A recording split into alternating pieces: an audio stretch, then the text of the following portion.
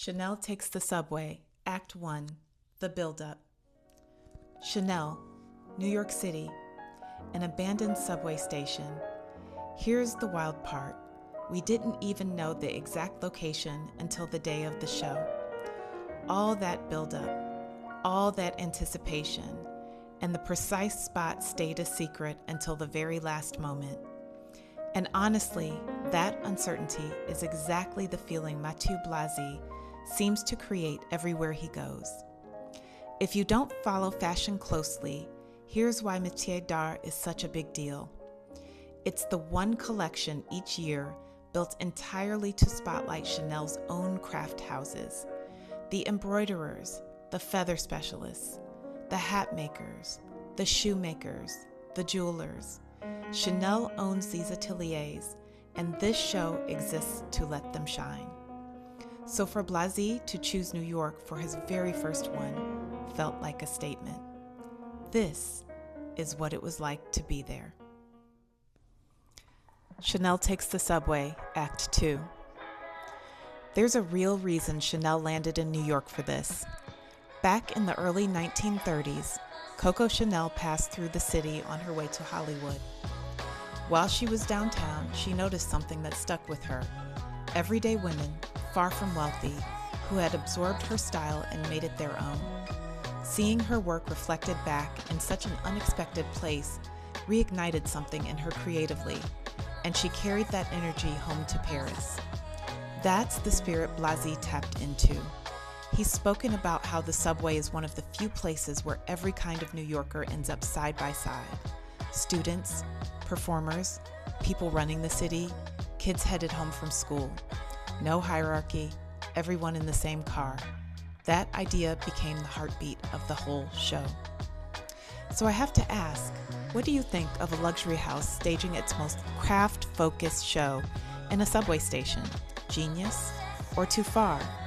I genuinely want to hear where you land on this, so drop a comment. So I flew in the day before, and the city already had that crackle to it. The strange and thrilling thing was that I had no idea where I'd be actually going. The exact location was still a complete secret. All I knew was that somewhere in this city, Chanel was about to do something. That not knowing made the whole arrival feel charged, like I was waiting for a clue to drop. Chanel takes the subway, Act 3.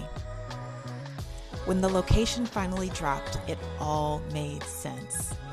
The show was staged below the Bowery on a real decommissioned subway platform in Lower Manhattan, a space that's actually been used for fashion before, but never like this. Something a lot of people don't realize is that there were actually 2 showings that day. The early afternoon show was for the major A-listers, the biggest names. The evening show, the one I attended, was geared toward VIC clients and some celebrities. There's something that I really love about that evening crowd. It's the people who live in these clothes, who collect them and wear them, sitting alongside a few famous faces. A slightly quieter, more intimate energy than the afternoon. And the guest list across both showings was unreal.